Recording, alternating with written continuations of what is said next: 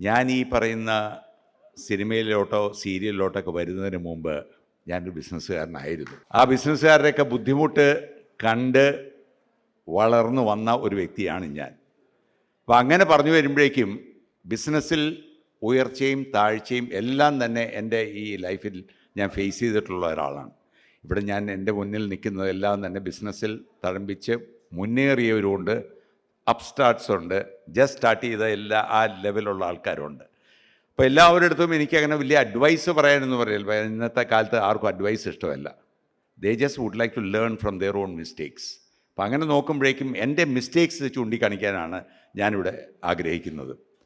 ഞാൻ ശരിക്കും പറഞ്ഞാൽ I was an executive in Keltron during 1983 എന്ന് പറയുമ്പോൾ വർഷങ്ങൾ കുറേ ആയി.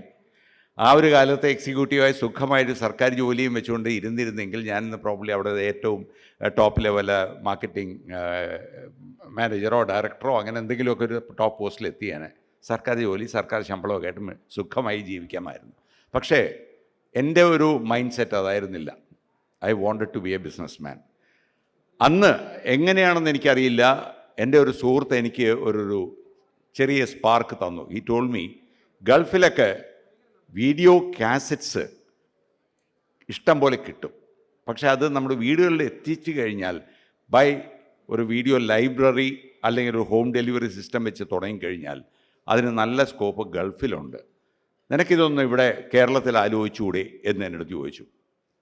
ആ ഒരു സ്പാർക്കിൽ നിന്നാണ് 1983 I started a video library called channel 12 in Trivandrum, which was the first video library in Kerala എന്ന് വേണമെങ്കിൽ പറയാം.